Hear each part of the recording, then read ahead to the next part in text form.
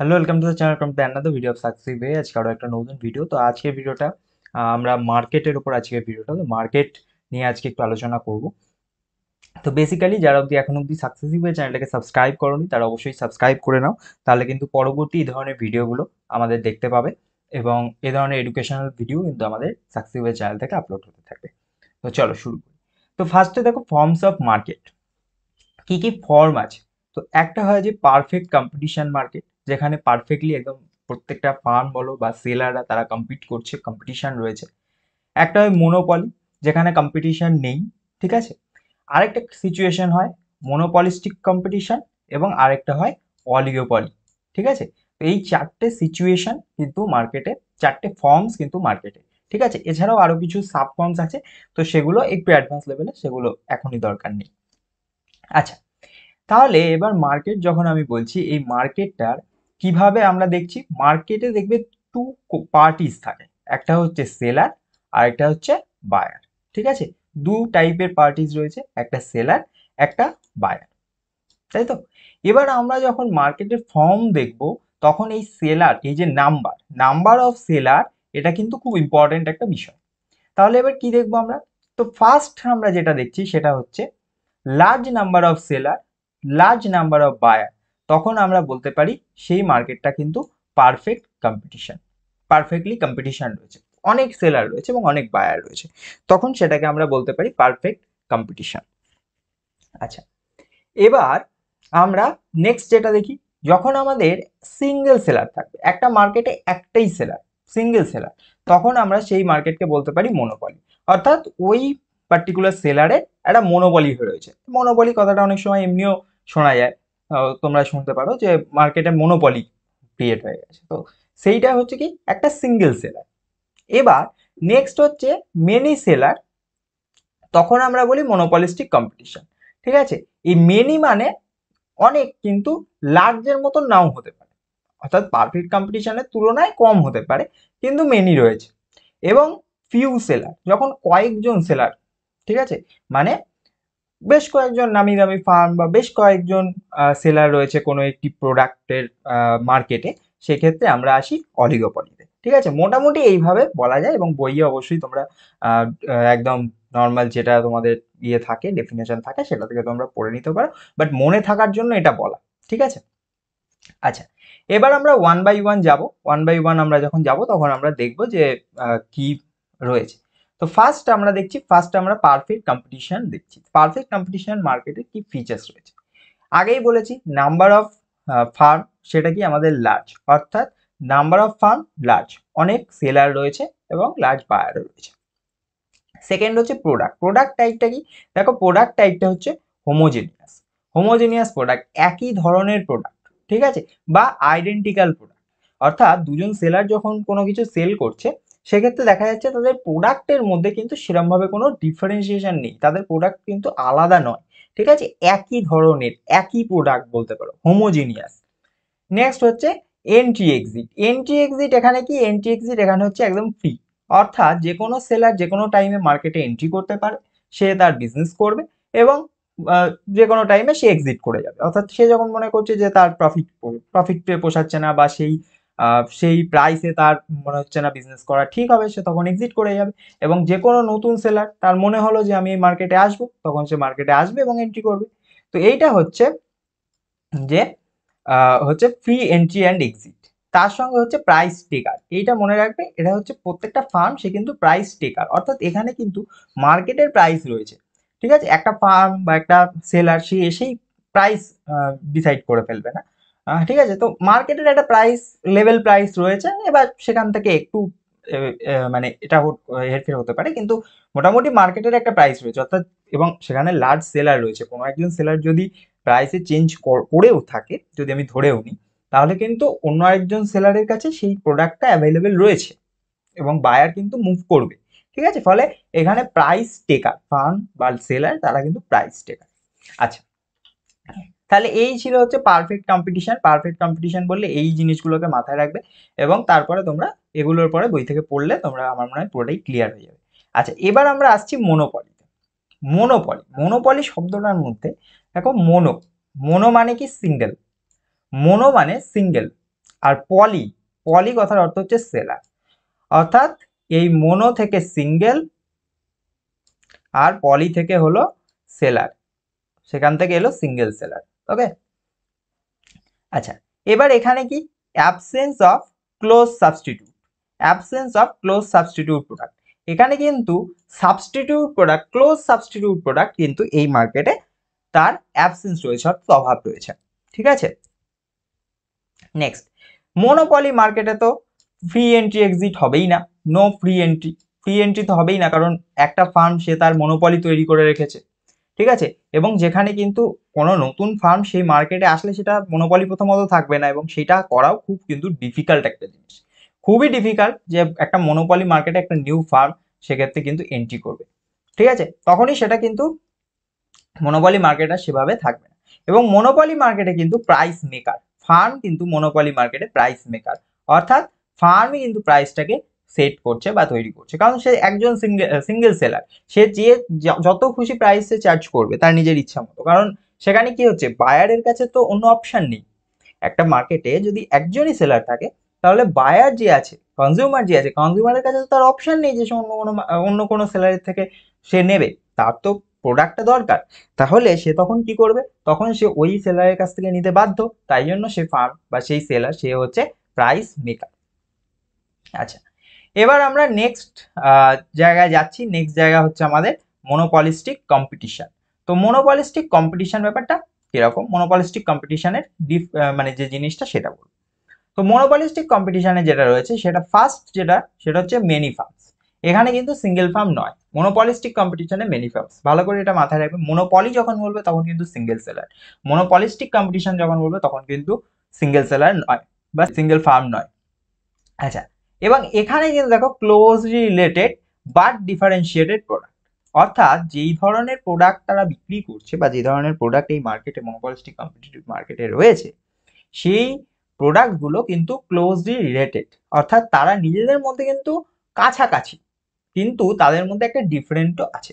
অর্থাৎ দুটো প্রোডাক্টকে আমি যদি তুলি, দুটো সেলারের কাছ থেকে দুটো প্রোডাক্টকে যদি নিই, প্রোডাক্টের ডিফারেন্স আছে কিন্তু তারা কিন্তু কাছাকাছি, ক্লোজলি রিলেটেড, অর্থাৎ একই টাইপ প্রোডাক্ট কিন্তু একই প্রোডাক্ট নয়। ঠিক আছে, তো যার জন্য অনেকে বলে, দেখবে অনেক মার্কেটে, অনেক সময় কোনো মার্কেটে গেলে দেখবে আরে দাদা কোয়ালিটি আছে, তো এরকম ব্যাপারটা হচ্ছে কি কোয়ালিটি যখন হয় তখন সেটা কিন্তু টাইপটা একই, একই টাইপের প্রোডাক্ট কিন্তু কোয়ালিটি ডিফারেন্ট, কোয়ালিটি ডিফারেন্সিয়েশন রয়েছে বলে তারা মনে করছে। ঠিক আছে, তো এরকম একটা ব্যাপার, এটা আমি মনে রাখার জন্য একটা এক্সাম্পল দিলাম। তো কি ধরনের মার্কেট হতে পারে, যেমন সোপ হতে পারে, এসি হতে পারে, এই টাইপের মার্কেটগুলো কিন্তু জেনারেলি মনোপলিস্টিক কম্পিটিশন হয়, যেখানে ফার্মস আছে অনেকগুলোই ফার্মস আছে কিন্তু তাদের মধ্যে ক্লোজ রিলেটেড প্রোডাক্ট কিন্তু ডিফারেন্সিয়েটেড বিক্রি করছে। আচ্ছা এখানে কিন্তু এন্ট্রি এক্সিট ফ্রি, অর্থাৎ এখানে তোমরা এখানে যে কেউ এন্ট্রি এক্সিট করতেই পারে। ঠিক আছে, ফ্রি এন্ট্রি এক্সিট, এবং এখানে মনে রাখতে হবে ডিমান্ড এলাস্টিক, এখানে এলাস্টিক ডিমান্ড কিন্তু দেখতে পাওয়া যায়, ডিমান্ড কার্ভ এলাস্টিক হলে যেমন হয়, অবশ্যই ইলাস্টিসিটি ভিডিও তোমরা দেখতে পারো সাকসিওয়ে চ্যানেল থেকে। ঠিক আছে, ইকোনমিক্স প্লে লিস্টে চলে যাবে, সেখান থেকে তোমরা ইলাস্টিসিটি ভিডিও কয়েকদিনের মধ্যেই দেখতে পেয়ে যাবে। আচ্ছা নেক্সট হচ্ছে ডিফারেন্স, এই ডিফারেন্সটা কিন্তু খুব ইম্পর্টেন্ট। ঠিক আছে, বিভিন্ন সময় লাগে মনোপলি আর মনোপলিস্টিক কম্পিটিশনের ডিফারেন্স। ফার্স্টেই এখন অবধি তোমাদের আমি যেটা যতক্ষণ বলেছি, দেখো সিঙ্গেল সেলার, ফার্স্ট যেটা হয়েছে সিঙ্গেল সেলার, আর এখানে কিন্তু এখানে সিঙ্গেল সেলার, এখানে কিন্তু মেনি সেলার। ঠিক আছে, নেক্সট হচ্ছে ইউনিক প্রোডাক্ট, হচ্ছে নো ক্লোজ সাবস্টিটিউট, কিন্তু এখানে ডিফারেন্সিয়েটেড প্রোডাক্ট ক্লোজ সাবস্টিটিউট রয়েছে। আচ্ছা মনোপলির সময় ব্যারিয়ার টু এন্ট্রি, এন্ট্রি করার জন্য ব্যারিয়ার রয়েছে, সহজেই কেউ মার্কেটে আসতে পারছে না, কিন্তু এখানে দেখো ফ্রি এন্ট্রি, এখানে যে যার ইচ্ছা মতন মার্কেটে আসছে, যে যার নয় মানে মার্কেটে সে ফ্রিলি এন্ট্রি করতে পারছে এবং সে কিন্তু বিজনেস করতে পারছে। আরেকটা জিনিস সেটা হচ্ছে এখানে ইনইলাস্টিক ডিমান্ড, এখানে ইনইলাস্টিক ডিমান্ড। ঠিক আছে, ইনইলাস্টিক ডিমান্ড, আর এখানে কিন্তু ইলাস্টিক ডিমান্ড। মনোপলিস্টিক কম্পিটিশন মানে ইলাস্টিক ডিমান্ড, অর্থাৎ কার্ভটা, ডিমান্ড কার্ভটা এরকম দেখতে হয়, আর মনোপলির সময় কিন্তু সেখানে ইনইলাস্টিক ডিমান্ড, অর্থাৎ এরকম দেখতে হয়। এখানে কি হয়, এখানে প্রাইসটা বেশি চেঞ্জ হওয়ার জন্য কোয়ান্টিটি অল্প চেঞ্জ হয়, আর এখানে প্রাইস কম চেঞ্জ হওয়ার জন্য কোয়ান্টিটি বেশি চেঞ্জ হয়। ঠিক আছে, তাই জন্য এটা মনোপলির জন্য ইনইলাস্টিক ডিমান্ড আর মনোপলিস্টিক কম্পিটিশনের জন্য ইলাস্টিক ডিমান্ড। আচ্ছা নেক্সট আমাদের রয়েছে অলিগোপলি। নেক্সট আমাদের রয়েছে অলিগোপলি। অলিগোপলিতে কি রয়েছে? ফার্স্ট হচ্ছে ফিউ লার্জ সেলার। অলিগোপলি মার্কেটে কিন্তু লার্জ সেলার রয়েছে, অর্থাৎ বলতে পারবো লার্জ ফার্ম, বড় বড় ফার্ম রয়েছে, যেখানে firms try to avoid price competition. Firms গুলো এখানে কিন্তু প্রাইস কম্পিটিশনকে অ্যাভয়েড করছে, বা প্রাইস কম্পিটিশন, প্রাইস ওয়ার, এইটাকে কিন্তু অ্যাভয়েড করতে চায়, যার জন্য এখানে কিন্তু হঠাৎ হঠাৎ করে চেঞ্জ কিন্তু এই মার্কেটে লোকে করতে চায় না। ঠিক আছে, নাহলে কিন্তু প্রাইস ওয়ার তৈরি হয়ে যাবে, প্রাইস ওয়ার শুরু হয়ে যাবে। কেউ একটা প্রাইস দিচ্ছে, অন্য ফার্ম তার এগেনস্টে আরো একটা প্রাইস দিচ্ছে, এইটা কিন্তু কন্টিনিউয়েশন চলতেই থাকে। তো নেক্সট হচ্ছে এখানে লিমিটেড এন্ট্রি।